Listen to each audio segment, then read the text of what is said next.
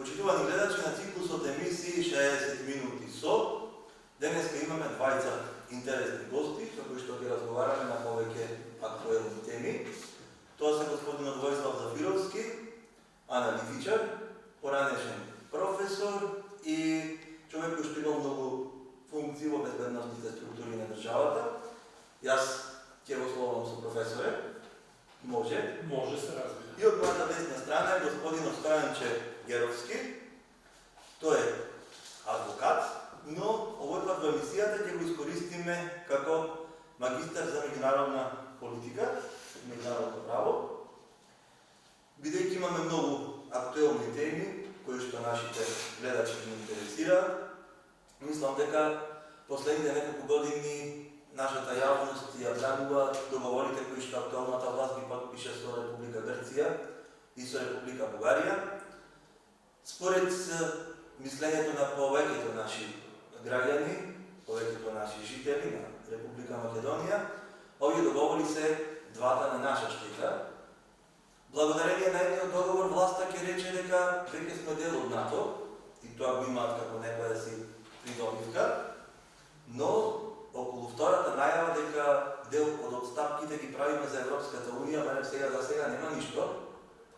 И овој договор со Бугарија, кој што е подпишан, но кој што бугарите бараат негова ревизија, според многу од нашите аналитичари и професори е штетен договор. Ајде да почнеме со овој договор. Зошто е штетен? Што Македонија губи? И дали овој договор може да не донесе до Европската Унија или е нешто сосема друго прашање? Ајде да почнеме со вас. Благодарам.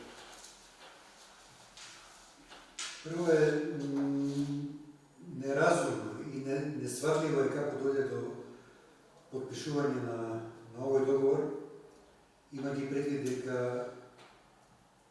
Македонија имаше искуство со договорот, односно со проблемот со Грција, со името кој што проблем траеше малку не 30 години и во такви услови да имате за себе такво искуство, негативно, и повторно да го направите, да направите истата грешка, тоа е несватливо.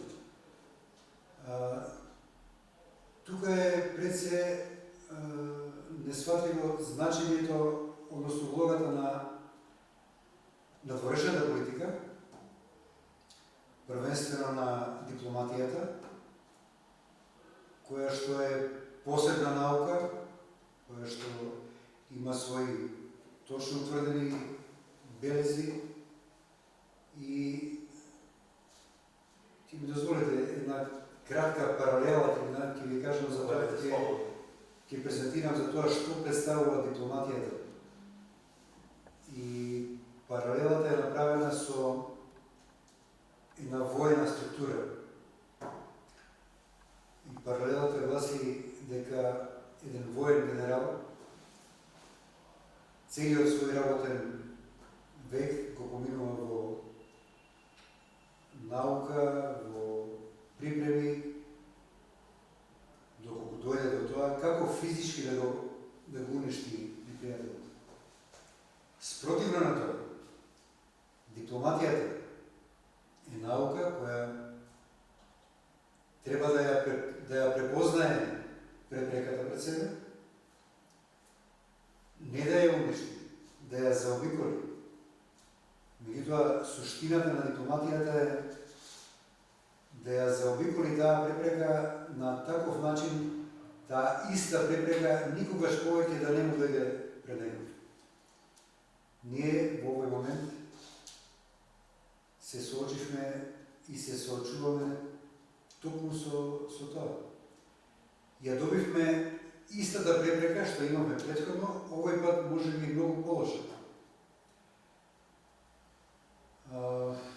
След тие најави дека нема да се чекне во идентитетските, нема да има идентитетски барања, дека идентитетот ни е забетониран и така натаму, што од сите тие најави? Колку е тоа реално или на дело изгледуваат сосем поинаку? Видите, овој спор е истовремено измислен спор. не смее да се преговара за овој спор. Ќе објаснам зошто не смее да се преговара. Меѓутоа, претходно сакам да прокоментирам. Тука е и договорот за добрососедство со Бугарија.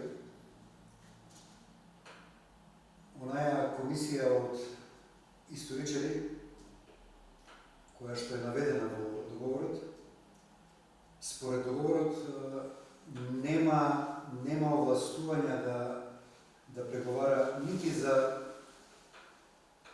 така наречените идентитетски прашања, уште помалку за јазикот. Јас заради тоа во повеќе наврати коментирам точно према членовите на оваа комисија. Вие сте внесени во договорот, меѓутоа за да почнете преговори на вас ви треба овластување. Дајте ги овластувањето, покажете ги овластувањето. Кој ви даде овластување да преговарате за јазикот? Кој ви даде овластување да преговарате за самиот идентитет? И за историски личности, кои што... За историски личности. Нашата нација се македонски, Морам да го потенцирам ова сега што го прашувате. Така? Тоа е во членот 8 стои. Членот 8 е составен од 3 става. Во третиот став, иако не станува збор за ниту за јазикот, ниту за историските личности, конкретно, со самото тоа што е ставен во една одредба, подразбира дека станува збор за тие прашања. Заради тоа, вие што го составувале во договор, требаше да се советуваат со стручната јавност. Што представува договор, што представува одредба во одреден договор. И тука сега во тој став, прочитаме за тој став, дека двете договорни страни ќе организираат со заедна согласност заедничко чествување на заеднички историски настани и личности. Кои се тие заеднички личности? Прво, ова е спорно. Не смееше да се дозволи ваква терминологија, заеднички личности. Ради тоа, токму оваа одредба ја искористи господинот Борисов, сега веќе екс премиерот на Бугарија, со негов коментар, сега не мога да цитирам точно, но беше бугарскиот деец Гоце Делчев, кој загина за македонските интереси. Недопустимо да се дозволи таква терминологија. И на таква терминологија од страна на македонската надворешна политика нема никаква реакција. Не само што нема реакција, него нивните коментари во тие моменти да не се мешаме, нема да одговараме сега на ова, за да не се свати, тогаш беше пред изборите во Бугарија, за да не се свати дека ние се мешаме во внатрешните работи на Бугарија. Како тие ви коментираат за личности кои што се врзани за македонецот, за македонскиот идентитет и ви викаат бугарскиот деец кој загина за интересите на Македонија. И вие на тоа не коментирате ништо. Во тој контекст е и последната одредба. Не последната, него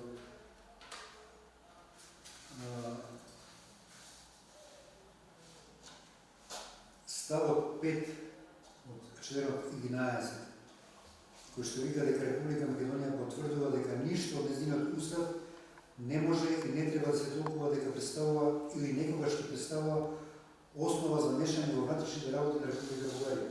Продолжи уште нешто, но значи ние ќе водиме внатрешни работи, а тие имаат право да се мешат во нашите. Не само тоа. Токму ова што го кажувате, требаше да има наредна точка кај што ќе стои ова. Во меѓународните односи, реципроцитетот е едно значајно средство кое што во овој договор не е искористено. Ајде уште едно малко прашање пред да го вклучиме професорот. Сакам вас да ме прашам. Дали било која влада во Македонија би можела да прифати дека македонскиот јазик, македонската нација постојат од 1944 година? Дали било кој тоа може и би си дозволил да го прифати? Апсолутно не може и не смее да се разговара за тоа прашање. Тоа вие новинарите може би најдобро можете да го пронајдете како документ. Јас се сеќавам, ова беше на почетокот при осамостојувањето на Македонија, кога почна проблемите со Грција. Се јави еден од руските патријарци, кој што се обрати директно до Грција, со смисол на изразување дека внимавајте што барате, да не дојдеме во ситуација да ги отвараме руските архиви. И до тоа, до ден денес, дипломатијата на Македонија не го искористи да побара да се отворат руските архиви во делот на Македонија. Токму ради тоа, не сме и не може да се разговара за прашањето за идентитетот. Никој го нема тоа право. А најмалку тоа право го доби Зоран Заев, односно го направи, затоа што не го доби како право. Вие видите ги програмските предлоги на СДСМ. Ниту во претходните избори, ниту во сегашните,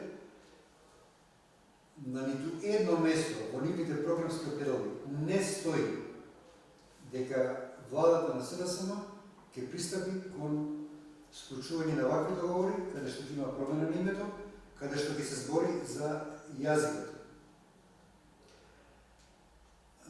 Затоа што немаше програмски предлоги, владата на СДСМ во тој дел исправно пристапи кон референдум.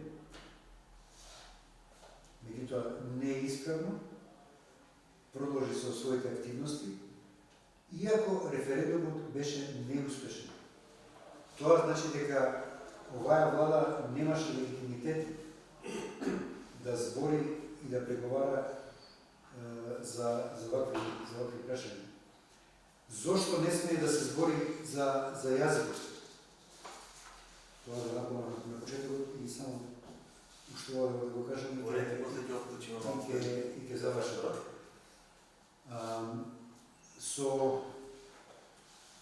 ова прашање во врска со македонскиот јазик и прашањето за билатералниот спор со Бугарија, запознаени се сите европски земји.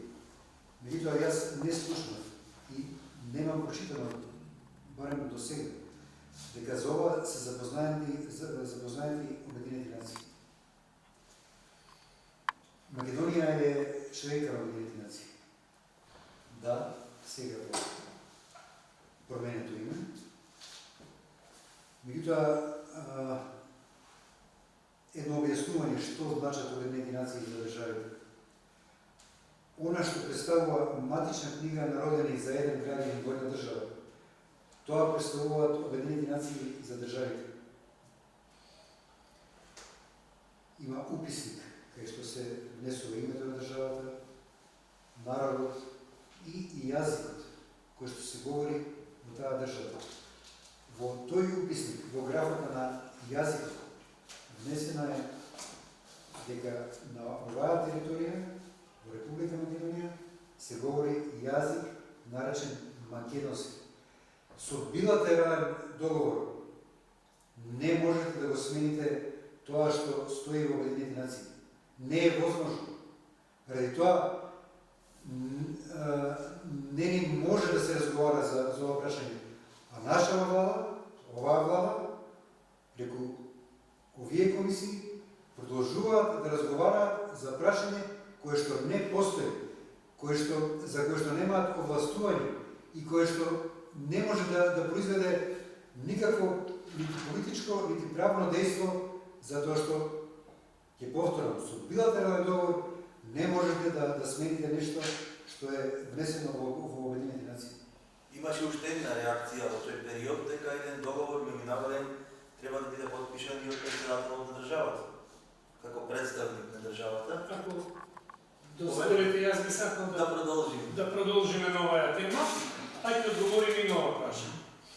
Најнапред, меѓународниот правен поредок си има една база, една матична појдовна точка, а тоа е повелбата на Обединените нации.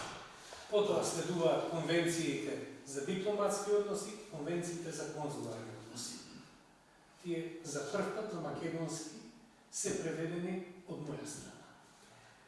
Она што колегата Стојанче го спомна, тоа е дека не се испоштувани меѓународно правните акти кои ги уредуваат овие односи. Знаете ли кога се подпишува договор за добрососедство? Кога земји излегуваат од воен судир. Најчесто. Зошто? Затоа што тогаш уредуваат оние прашања кои биле спорни, се договараат како ќе ги надминуваат, како ќе ги решаваат. Ние во случајот таква потреба не може да има и прекрување на граници, да. така натаму. Но тоа е во случај на воен конфликт. Ние екзистираме како независна република од 91. Меѓутоа сме држава од 44-та, одасно па наваму. Никаков проблем немаме ние со бугарскиот јазик, со бугарската држава. Проблем имаат бугарите со сопственото минато. Затоа што во историјата на назад, ако погледнеме, тие секогаш биле на погрешната страна. Поштено си ги платија репарациите за окупацијата на Македонија. Платени се репарации врз основа на пресуда на меѓународниот суд. И сега наеднаш потреба од подпишување на некаков си договор за добрососедство. Како услов? Како услов за прво нема апсолутно никаква потреба да се подпишува таков договор. Зошто? Затоа што постои меѓународен правен поредок, каде што односите меѓу државите се регулирани. Имаме конвенции за дипломатски, конвенции за конзуларни односи, кои ги уредуваат релациите меѓу државите. Таков договор е апсолутно непотребен. Тоа е нешто што е изнудено. И затоа мене лично не ми е јасно зошто нашите политичари наседнаа на манката на Бугарија да подпишуваме, воопшто да подпишуваме таков договор. Едноставно, потреба од таков договор нема. Дели ние имаме еден договор подпишан со Бугарија? Претходно, да. Ништо немаше потреба од нов договор. Ние сме две суверени независни држави, меѓусебно комуницираме и општиме онака како што тоа го налага повелбата на Обединените нации. Така е. Отворени прашања. Да, апсолутно. Нити пак сега има отворени прашања. Јас тврдам дека во прашање се бугарските фрустрации од нивното минато, која они не можат со ништо да го исперат. Ние можеме да признаеме што сакаме, меѓутоа не може никој да го избриши нивното минато. Дека биле окупатори тука, дека и во Првата светска војна биле на страната на силите на Оската. Така што тоа се факти кои едноставно историјата ги детерминира. После Балканските војни, како можеле бугарите, ако сметаат дека ова е нивна територија или овдека живеел нивни народ, како се дозволиле таа територија да се дели? Не, да се дели меѓу Србија, Грција и нив. Тоа значи дека со векови они знаат дека овдека живее македонски народ, дека ова е Македонија, дека овој народ никогаш не бил дел од нивното национално ткиво. И затоа е лесно да го делат, да вршат притисоци, да сакаат поголем дел од колачот. Но фактите се многу јасни. И уште само една забелешка, на почетокот вие рековте дека благодарение на Преспанскиот договор ние станавме дел од НАТО. Не. Барем така вели актуалната власт. А властите са ветера. Тие бараат начин да си го оправдаат својот погрешен потек на менување на името на Република Македонија. Меѓутоа и тие се свесни дека ние во НАТО ќе влезевме не затоа што ние сакаме, туку затоа што тоа е дел од глобалната безбедносна политика на НАТО. Не им одговара Србија со нејзината позиција. Србија се води како неутрална земја, меѓутоа развива многу блиски односи, воени односи со Русија, со Руската Федерација, развива извонредно добри економски и трговски односи со Кина, така што на НАТО не им одговара силна Србија. И идејата на НАТО е комплетно да се заобиколи Србија со земји кои би биле членки на НАТО, за да може да се релативизира влијанието на Руската Федерација, влијанието на Кина на овие простори. Само тоа е причината. Значи, во НАТО ќе влезевме и без променето име, затоа што, пак ќе повторам, не затоа што ние сакаме, туку затоа што тоа беше глобалниот интерес на НАТО. И ништо повеќе. Да не се лажеме дека со тоа што го сменивме името, па вреговме. Тоа се приказни за оние што се малку упатени или оние што не знаат што значи глобална безбедносна политика на Западот. Ајде кажеме малку историски наназад, но што правиме сега? Нивните барања се и понатаму исти. Секоја наредна и основно. Мислам дека клучна грешка беше на владата тоа што фрли се на една карта, а тоа е Европската унија и се што е поврзано со неја, заборавајќи при тоа дека дома на нашето бујниште имаме многу проблеми. Проблеми без малку во сите сфери на општественото, економското и политичкото живење. Република Македонија, за жал, особено во последниве неколку години, стана држава во која извонредно добро функционира организираниот криминал. Правосудниот систем е алатка во рацете на извршната власт. Правдата стана достапна само за оние што имаат пари да се ја купат. Натаму имаме состојба во која економијата ни е на колена, а ние се удараме в гради и велиме дека се е добро. немаме странски инвеститори. Немаме странски За инвеститори. разлика од Србија и од другите соседни земји. Натаму немаме развојни проекти. Еве сега знаете дека е сопрена градбата на автопатот Кичево-Охрид, што беше една од клучните капитални инвестиции во државата. Едноставно нема капитални инвестиции, немаме развојни програми, немаме развојни проекти. Како двајцата би ја коментирале најавата за економски бум 8 милиарди евра? Немојте да се молам. Тоа е апсолутно нереално и тоа е вообичаено новинарите, вие знаете да кажете новинарска патка, а ова е политичка патка која се промовира со цел да се релативизираат актуелните случувања со криминалот во државата. Вие сте свесни дека Рекет 1, каде што Катица Јанева е се уште дома и ужива во комодитетот на домашниот амбиент, не е расчистен.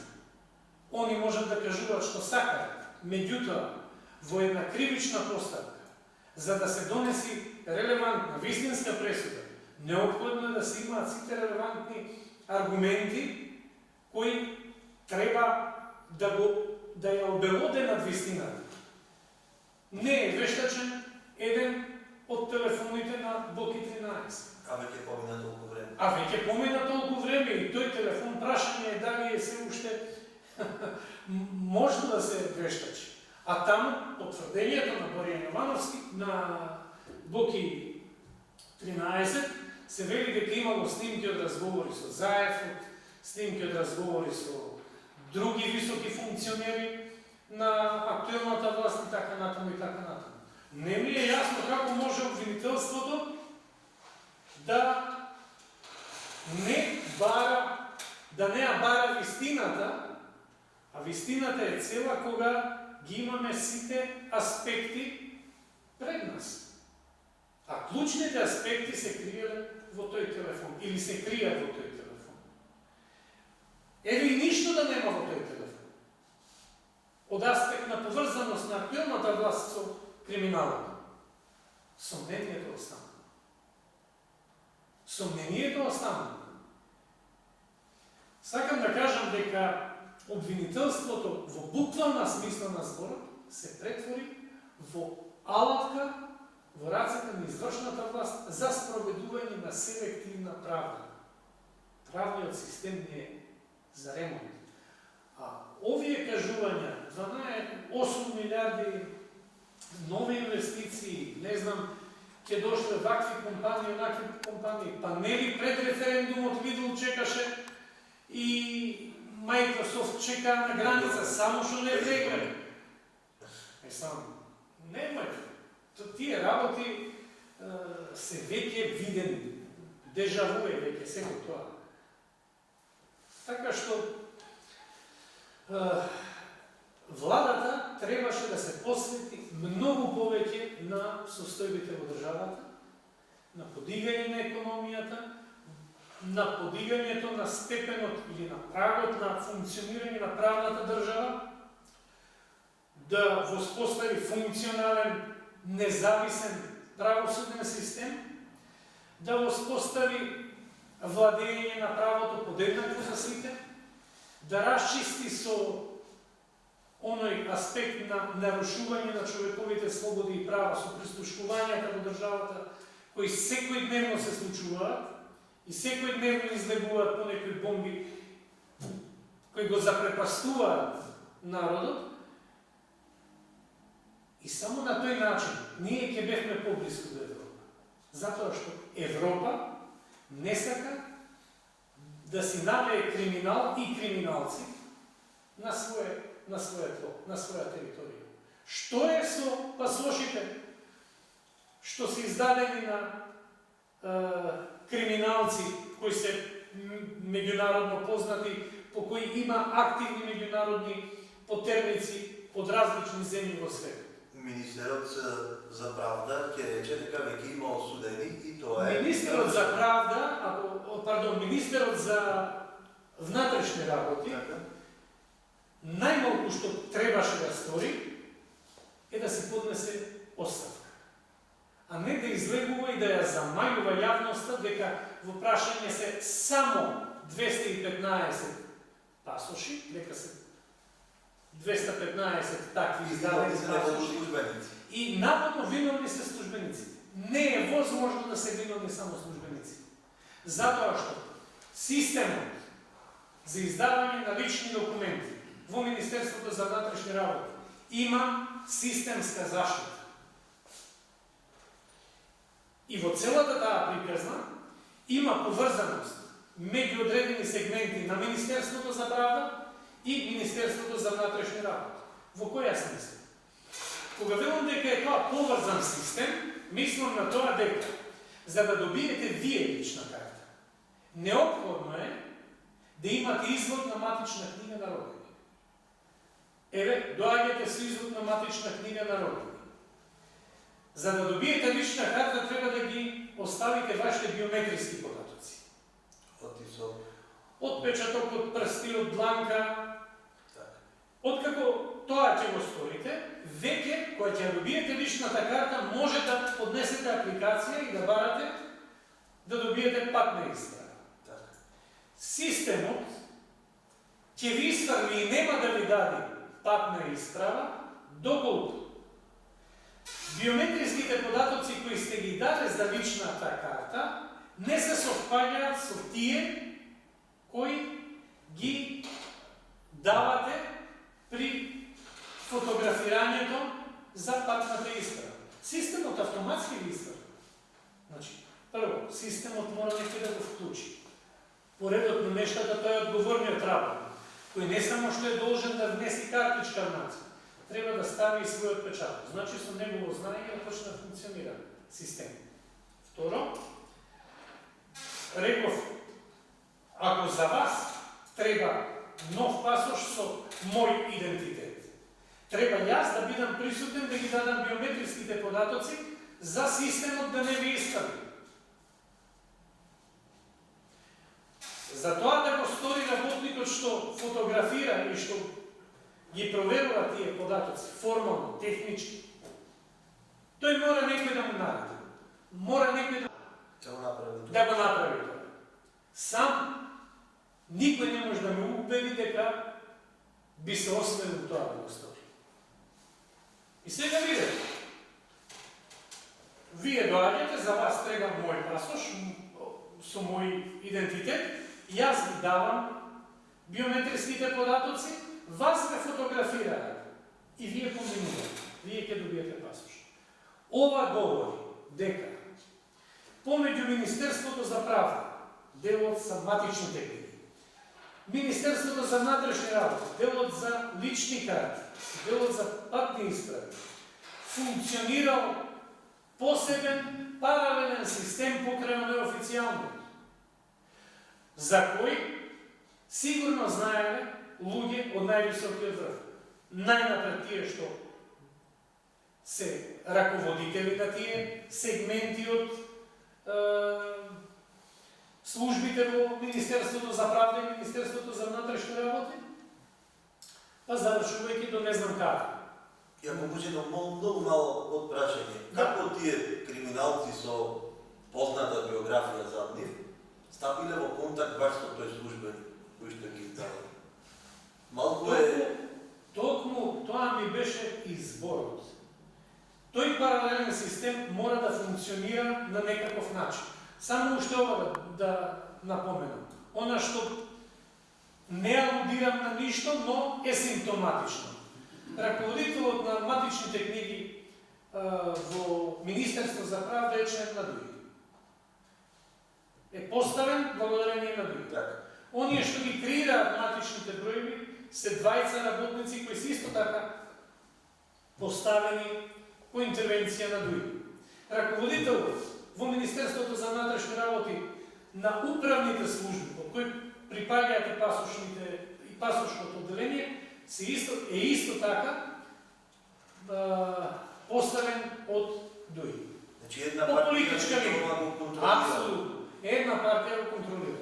Сега, како тие ги наоѓале луѓево за да им издадат патни исправи, тоа треба тие да одговорат. Но, пред тие да одговорат, треба судот.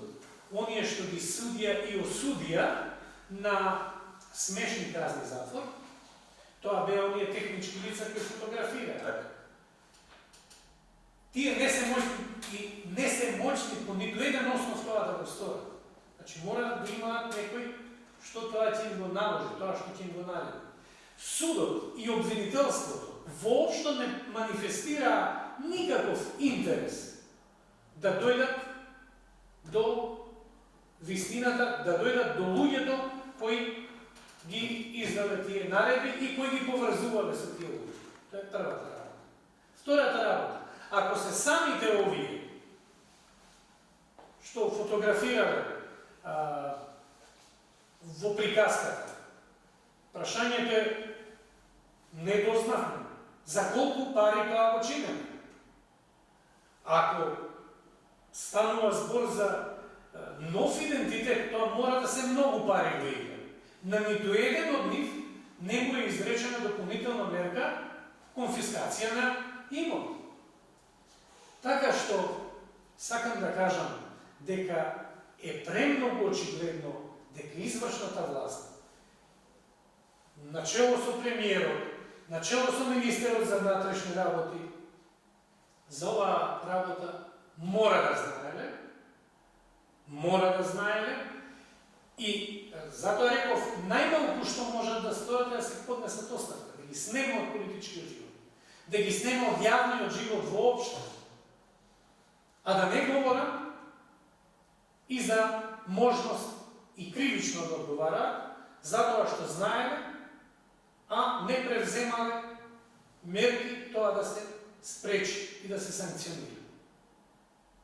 Затоа што во крајна линија, ако знае некој дека нешто се случува, а е кривично дело, Това ще са участник. тој се соучесник и тој се одговара подеднакво како со сторителот на кривичното дело. А кривично дело се врши со чинење, значи со сторување, а се чини со несторување.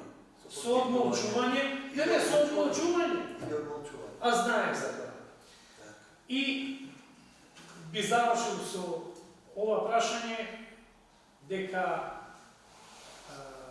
ова е најголемиот и најсериозен скандал во Република Македонија од нејзиното самостојување до денес. Ова најодговорно го тврдам, бидејќи да издадете вие патни исправи на белосветски криминалци, кои, еве, некои слушнавме, 8 тона кокаин пренел во Европа, а му давате патни исправи и фактички вие ја попречувате на тој начин правдата, оневозможувате да биде фатен од легитимните органи на прогонот низ Европа, низ светот воопшто, вие сносите сериозна одговорност за тоа.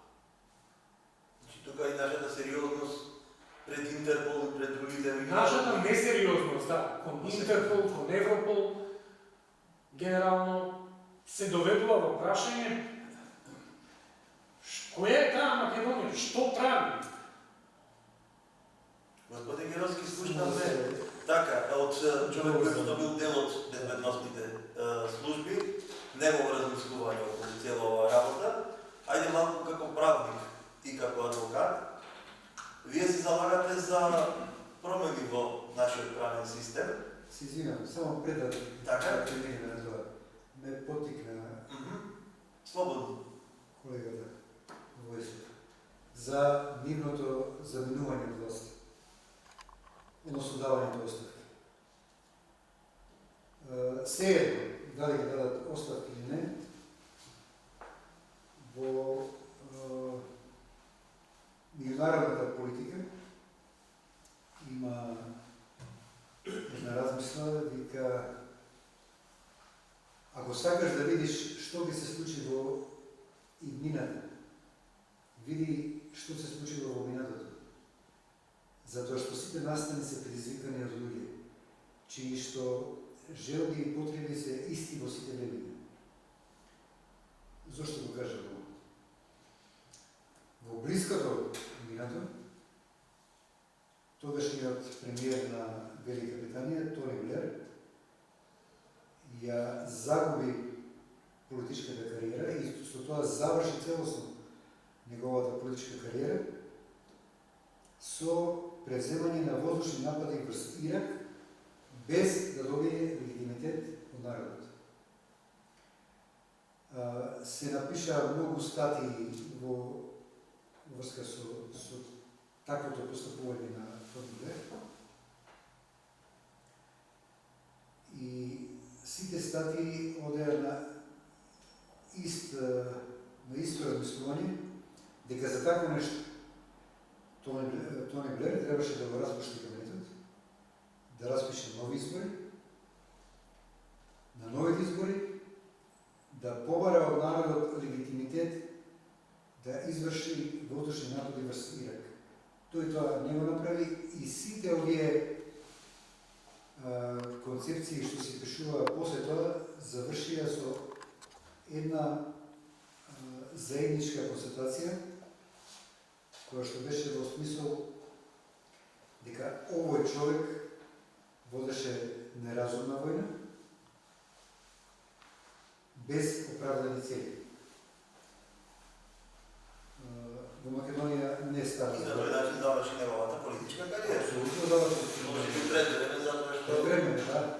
беше се уште млад и можеше да...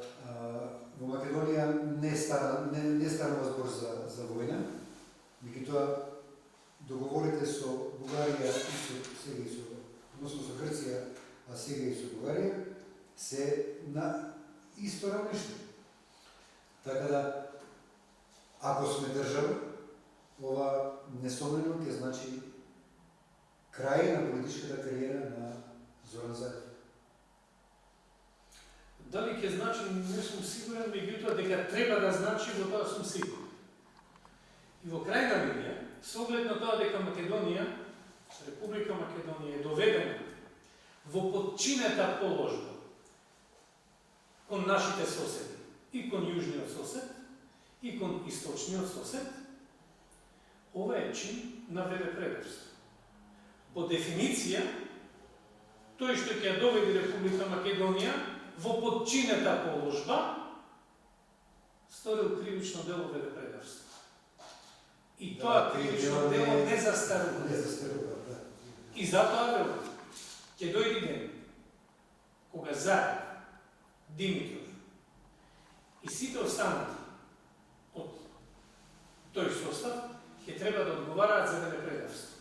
Дотолку повеќе што Уставот на Република Македонија предвидува само председателот на Републиката да може да подпише договор билатерален, има обврзувачки карактер Што за да прашаме на држава. почетокот. Да, тоа што прашавме на почеток. Заради тоа ја ги повикувам, Се извинувам. да, Во целиот тој процес, председателот на државата беше прескокнат. Не беше информиран, не знаеше. И целата македонска јавност беше доведена пред свршен чин. Што е спротивно на Уставот? И јас верувам дека Уставниот суд затоа не го отвара прашањето по иницијативата за оценка на уставноста на Преспанскиот договор. Затоа што ако се раководи од правните принципи, треба Преспанскиот договор веднаш да го прогласи за ништовен. ама таа иницијатива е поднесена. Кога тогаш ќе мора да го отворат како прашање. Јас колку што се сеќавам, повеќе поднесители имаја поднесени иницијативи до Уставниот суд. Па сега не Баш по околу тоа. тоа, колку се, меѓутоа иницијативи има сега. Има иницијативи. Но во делот на одговорностите, ја ради тоа ги повикувам и ги повикував членовите на оваа комисија од историчари. Дајте ги, покажете ги овластувањето со кој што работите, за да се изземат самите себе си од одговорност и час поскоро да се полечат самите од тие комисии, затоа што водат нелегитимен и неразбирлив и непостоечки спор. Тоа е исто како Франција сега да тврди дека има заедничка историја со Алжир. Зошто? Затоа што Франција долг период беше присутна во Алжир, Алжир беше нивна колонија и сега да каже имаме заедничка историја. Каква е таа заедничка историја, човече? Ти си ги окупирал. Си ги црпел сите нивни богатства, сите ресурси, си ги користил за своји цели и заедничка историја. Нема заедничка историја. Нема заеднички личности. Многу јасно. Дали можеме вака малку како низ разговор. Ајде.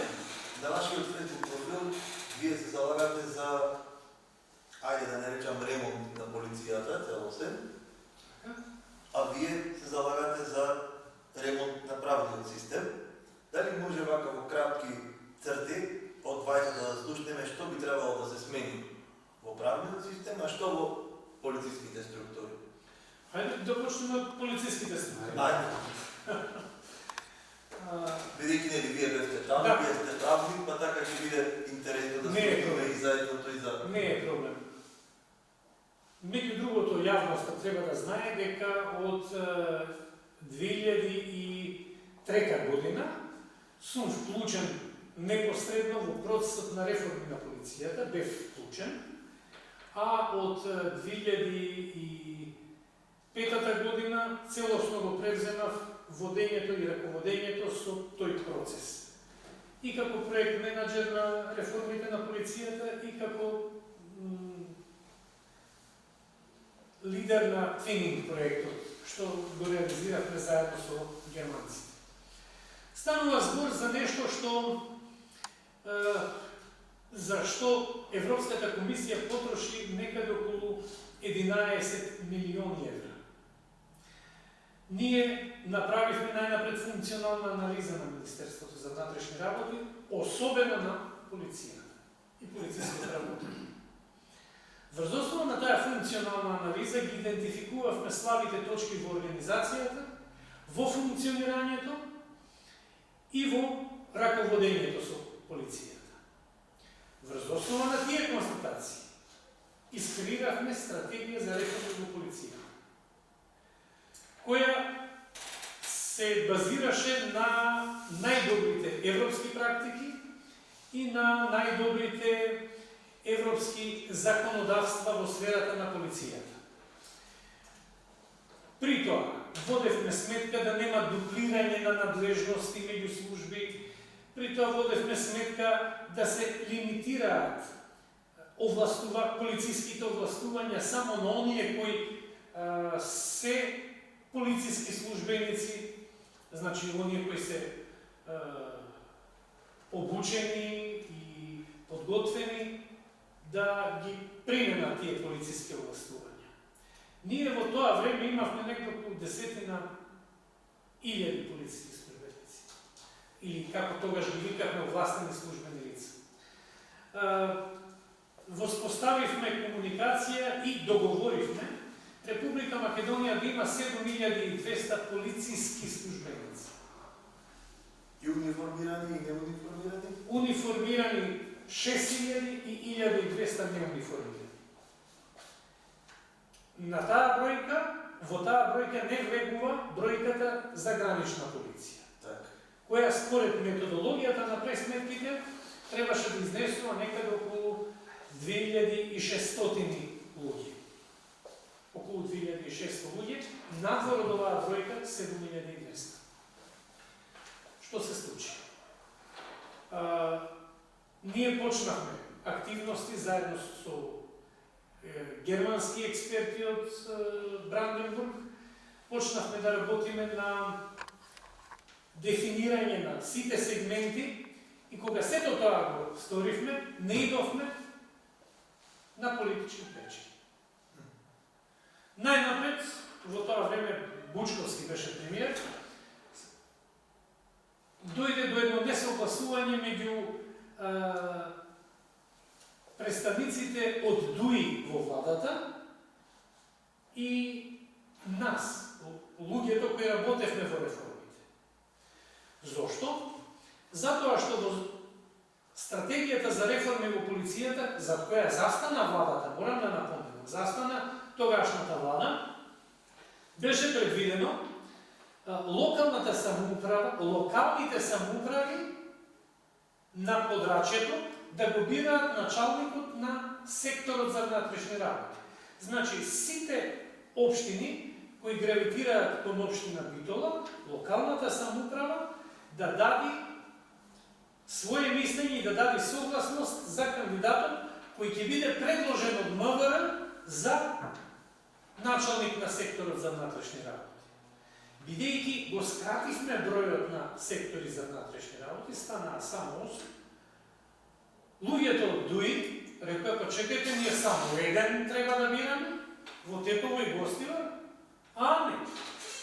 не може тоа така. Ние го направивме законот за полиција согласно стратегијата и законот за полиција требаше да биде онаа правна рамка во која треба да ја имплементираме стратегијата со сите новини и во организацијата и во функционирањето. Но не се согласија и законот не повина. Дојде нови избори, се смени власта, многу брзо се усогласија ДУИ и тогашниот состав на ВМРО, дека наместо да локалните самоуправи бираат началник на сектор за внатрешни работи, да бидат командири на полициските станици. Таа измена е направена во Законот за внатрешни работи и така се донесе тој, Законот за полиција и така се донесе тој Закон за полиција. Што е тоа што сега се јавува како пречка? Локалните шерифи, значи командирите на полициските станици, се поставуваат од страна на градоначалниците. Без нивна согласност не може да биде командир. Се поставува прашање кому тие му одговараат. Дали на началникот на секторот, што е над него, дали на МВР или на градоначалник. Значи, тука имаме една рашомонијада која е нејасна и го ставаат во позиција секогаш командирот да се наклонува кон оној од кого зависи неговиот избор. Тоа е кон градоначалник. Градоначалникот нити има представа што е полиција, нити знае како таа функционира. Значи, прво, од тука треба да се мрдна работа. Втор проблем. Во Министерството за внатрешни работи на многу одговорни функции се поставени луѓе со несоодветно образование. Значи, без стручност и без компетентност. Поразителна е бројката на оние кои се со земјоделски факултет или со педагошка академија, раководат со значајни служби во Министерството за внатрешни работи. Тогаш кога јас со мојата стручна наобразба, факултет за безбедност, би имал предност во изборот за директор на земјоделска задруга, тогаш и тие со земјоделски факултет нека имаат предност во полицијата. Сакам да кажам, нема никаква логика, тоа е надвор од памет. Натаму, во Министерството за внатрешни работи во последните години се влезени голем број на луѓе со фалсификувани дипломи. Фалсификувани дипломи и за средно и за високо образование. Натаму, во Министерството за внатрешни голем број луѓе се влезени со богато криминално минато. Се тоа работи кои треба да се исчистат. И еднаш за секогаш треба да се разбере дека политиката треба да се тргне настрана од полицијата. Како и од многу други области. Како и од многу други области, али особено од полицијата. Во полицијата многу често слушам дека говорат дека министерот за внатрешни работи, господин Оливер Спасовски, бил прв полицаец. Тоа е навреда за полицајци. Тоа е навреда за полициската фела. Тој е министер за внатрешни работи, а првиот полицаец, верувам не го знаете, тој е директорот на Бюрото за јавна безбедност. Сашо Тасевски, кого нити го знаете, нити сте го видели, нити сте го слушнале, да излезе и да проговори за проблемите и состојбите во полицијата. Тие работи мораат да се променат. И уште нешто. Директорот на Бюрото за јавна безбедност не може да го поставува владата. Затоа што го поставили владата, тој е алатка во раците на извршната власт. Директорот на полицијата мора да биде биран на јавен оглас и со мандат од 7 години. Значи, мандат кој ќе му возможи еден цел циклус на избори да ги изработи и потоа да се ја продолжи својата работа. Само за пример, во Германија, во Бранденбург, имаат направено проценка кои работни места се директно изложени на политички влијанија. Станува збор за 7 работни места. Се сметили власта генерално во државата. Само 7 работни места можат да бидат променети. Само 7 работни места. Директорот и натаму станува директор. Затоа што го бираат на јавен. Чистачка до крајна со чистачка до директор ќе ги менат, што е надвор од тоа. Значи, мора да се реафирмира таа стратегија за реформи во полицијата, која е базирана на научно фундирани сознанија, на искуствата од Европа, на најдобрите практики и тогаш можеме да говориме за полиција како сервис на граѓаните. Се до тогаш полицијата ќе биде сервис на извршната власт. Ние ти завршихме нашите 60 минути, но нема да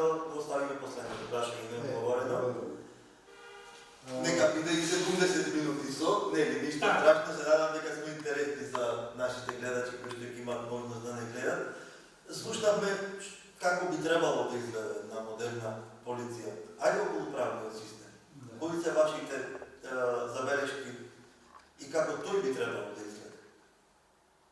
Од доваѓањето на оваа власт на функција се збори за реформи во правосудството. И тоа се збори за темелни реформи. Меѓутоа, единствена реформа која што направи оваа влада во делот на правосудството беше ослободување на 700 затвореници. Знаете што, вие може да ослободите не 700, 7000 затвореници може да ослободите. Ако во затворите ви останат и 7 неосновано осудени, целта не е постигната.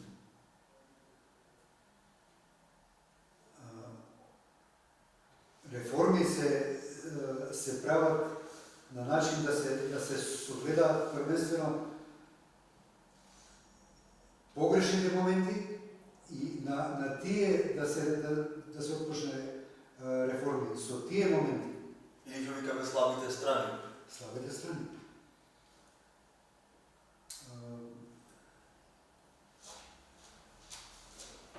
Се заговара контрола на пресуди по случајен избор. За мене страшна работа, затоа што знаеме како ќе заврши таа контрола. Тие случаен избор ќе се знае кои ќе се земат. Јас го имам поставувано како прашање во мојата фела. Не ги прашувате судиите дали нивните пресуди се во ред. Уште ако е потврдена од апелација, секако ќе ви каже дека се во ред. Не ги прашувате обвинителите дали нивните обвинителни акти се во ред.